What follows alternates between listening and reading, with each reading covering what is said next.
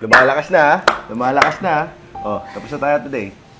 Kaya nga eh. Thank you, ah. Thank you, son. Thank you kasi lagi mo ko inispatan dito. Tapos di ako nabuboard kasi kasama kita. Ano ba naman yan? Okay lang yan. Hindi mo kailangan magpasalamat sa akin. Right? Pala, bago ako makalimutan. Free ka ba mamaya?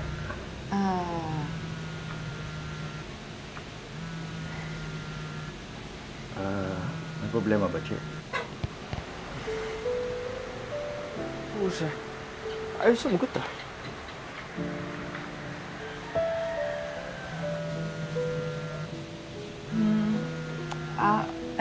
Wala. Yung boyfriend ko kasi tumatawag eh. Masyado kasing tamang hinala eh. Ano yan? Yeah, I'm free later. Bakit may gagawin ka ba? Hindi, kasi wala akong kasama doon sa party mamaya. Kung hindi ka naman busy, hindi naman sa pinipilit kita, tsaka I think mas makakatulong to sa'yo. Mababawasan yung stress mo dyan sa boyfriend mo. Sure. Don't worry. Sige, send mo sa akin yung detail, tapos punta na lang ako later. Anong ginagawa naman ito? Ba't tayo sumagot? Gusto mo hatid na lang kita? Ay, naku, wag na. Kasi makikita ka ng boyfriend ko, baka kung ano pang, di ba, ano pang isipin. Kaya... Ano naman? Trader mo naman ako dito sa gym. Wala namang meaning yun, di ba? Sige. Tara.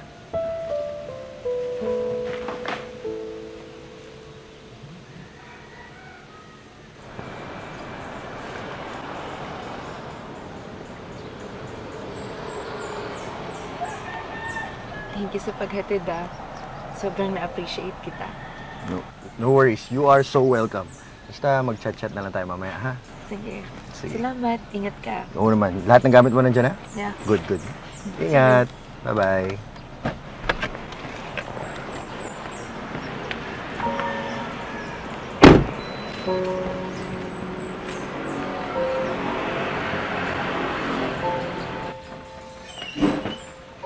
Che!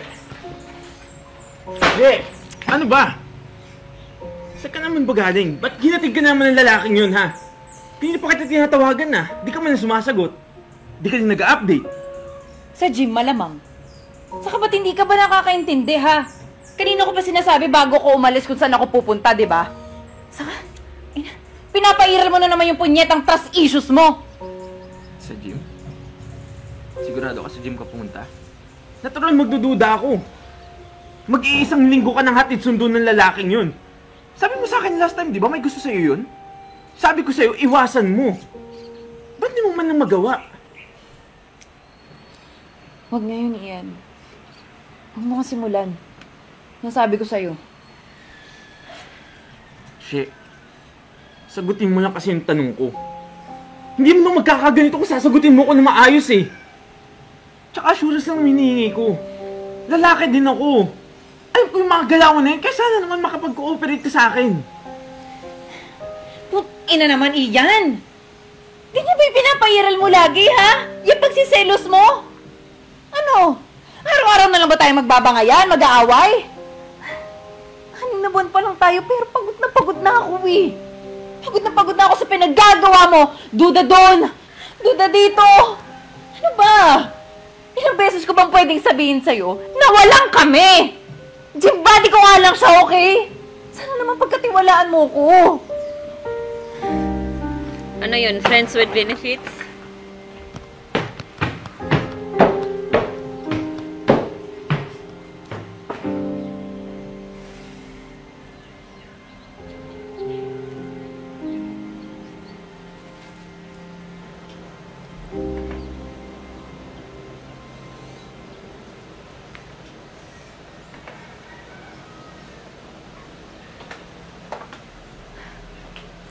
Babe, may party pala ako mamaya. Baka late ako makauwi, Ihatid na lang ako ni Dave. Ayos ah. Hindi lang pala sa gym kasama mo yung gym instructor na yun, pati sa party. Hindi. Hindi ka pwede sumama sa party na yan. Ano ba yan? Minsan na nga lang ako magsaya, papagbawalan mo pa ako. Babe naman, magjowa pa lang tayo, hindi naman tayo mag-asawa eh. Alam mo kung ganyan, kung ayaw mo, di wag! Babe naman, Sana intindihan mo naman ako. Nag-overthink ako eh. Siyempre mag-overthink ako kasi masama yung kutob ko sa lalaking yan. Mahirap ba yun na magsakripisyo ka man lang kahit sa maliit na bagay? Alam mo, kung ayaw mo ng mga ginagawa ko, maghiwalay na lang tayo. Babe, huwag naman ganun. Sige na. Pumunta ka na sa party na yan. Pero, sana mag-update ka. Papayag ka din naman pala eh. Dami mo pang drama.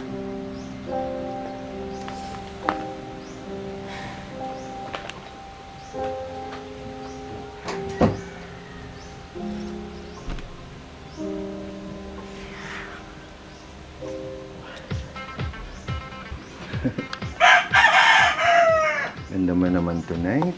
Ay, salamat. Mabuti naman at pinayagan ka ng boyfriend mong sumama sa akin. Sus, wala namang magagawa yun eh. Hindi nga niya ako kayang ihatid sa isundo, tapos ganyan. Tamang pagdududa lang lagi yun.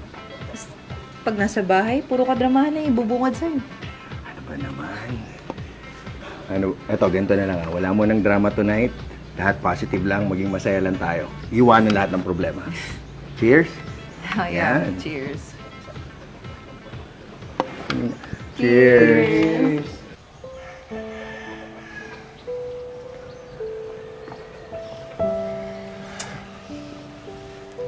Ano, brother?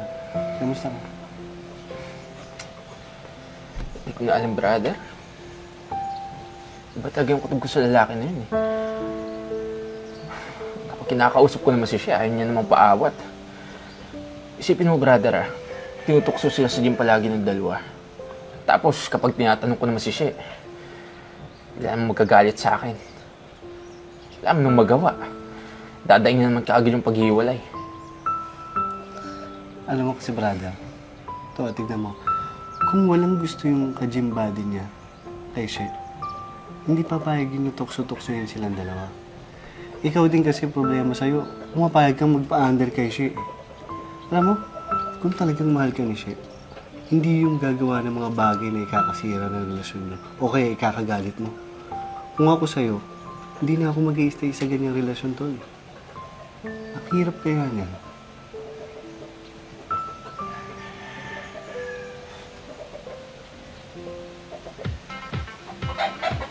Okay ka na ba? Bakit parang ang lungkot mo naman ata? Ano kasi? Naguguluhan ako sa boyfriend ko eh. Ayun, wala naman akong ginagawang masama. Kung ano-ano pa iniisip, pinapairal pa yung pagiging overthinker niya. Tapos, alam mo yung nakakapagod, nakakasawa niya. Bangayan na lang kami ng bangayan. Alam mo, hanggang ngayon, sasabihin ko to sa'yo, hindi mo deserve yung ganyang uri ng treatment. Napaka-immature ng jowa mo. Kung may tiwala siya sa'yo, hindi dapat ganyan yung pakikitungo niya sa'yo. Advice ko lang iwalayan mo na yan. Napakaraming lalaki dyan nang handang-handang intindihin ka. Huwag na huwag mong pinagsisiksikan yung sarili mo sa ganung uri ng lalaki. Masasaktan ka lang, mapapagod, mauubos. Oh, may dumi ka dito. Bakit mo kayo naligan? Siya naman, hindi ba obvious? Gusto kita. Ang daming bagay na pinagkakasunduan nating dalawa. Compatible tayo sa isa't isa. Kaya, pwede bang ako na lang? Iwan mo na lang yung lalaki niyo na lagi kang sinasaktan. Nag-iisip pa ako.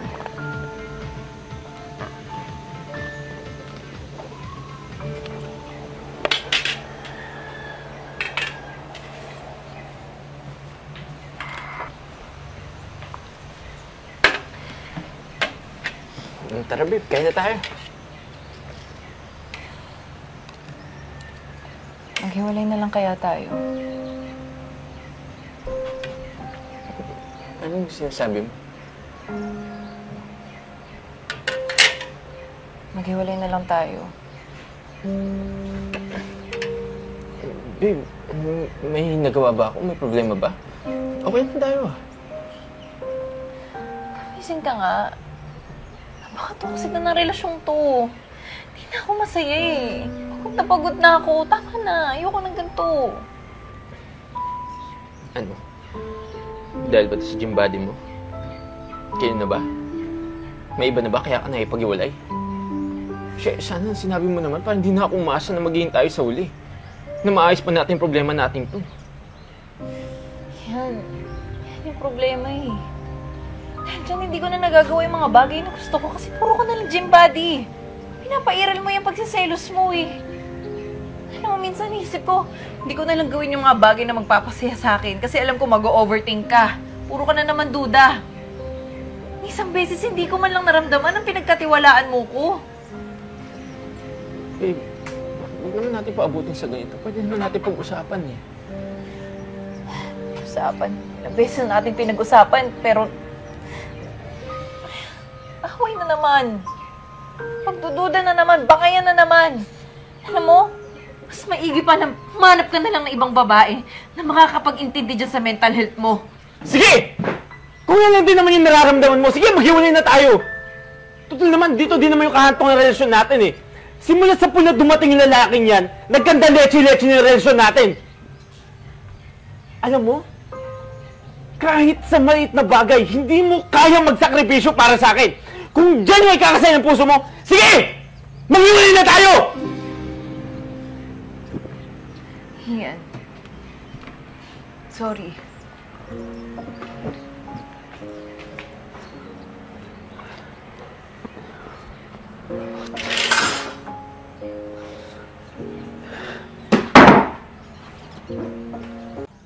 Ayan for today's video. Sa lahat po ng mga nakikinig dito sa video na to, siyempre kapag mahal mo yung isang bagay, pwede mo naman iwasan kung mahal mo siya. Pero kung naghahanap ka lang ng butas para makawala, talagang mawawala talaga. Kasi isa din sa isang relasyon yung pagseselos, di ba? Napaka-toxic kasi ng pagseselos, di ba? Napaka-toxic niyan. Kasi minsan, para bang alam mo na hawak mo na yung mundo ng isang tao. Isa pa, hindi pa kayo kasal. Diba? Hindi pa kayo kasal. Wala ka pang karapatan para hawakan siya. Para pagbawalan siya sa lahat ng mga gagawin niya. Diba? At isa pa sa isang relasyon, nandoon yung respect. Diba? Kasi, same sila na may pagkakamali. Si girl naman, lagi na lang nakadikit kay gym body, 'di ba? So sino naman yung boyfriend na hindi magagalit? 'Di ba? Kasi kung isa kang ano ka sa boyfriend mo, walang lalaki na makakahatid sa iyo or kaya makakahawak sa iyo or kaya yung paglalabasan mo ng sama ng loob mo, which is mali, 'di ba? At kay kuya, sa boyfriend naman, mali din naman yung lagi mo lang pagseselosan. Nakakawalan ng gana. Mas gustuin ko na lang mag-isa. Mas gustuin ko makipag-iwalay sa'yo. Kasi, para bang napakahigpit mo. How much mo pa kaya ko? May pinsan ako or kapatid ako na kinakausap mo na hindi mo pa nakilala. Doon na yung, kasi nga, pinapairal yung pagseselos. So, same sila, may pagkakamali talaga. Sa isang relasyon kasi, kapag gusto nyo yung isa't isa, iwasan na lang yung mga bagay na ayaw nyong mangyari. Pag-usapan. Na pag ganito, ayaw ko na ganito. Tsaka makinig sa isa't isa. Hindi yung iyo lang ang pinapakinggan mo, sarili mo lang yung pinapakinggan mo. Hindi mo pinapakinggan yung partner mo. Kaya for today's video, maraming salamat. Kung nagustuhan ng video na to, huwag mo kalimutan i-share. Follow na din ako. Have a good day.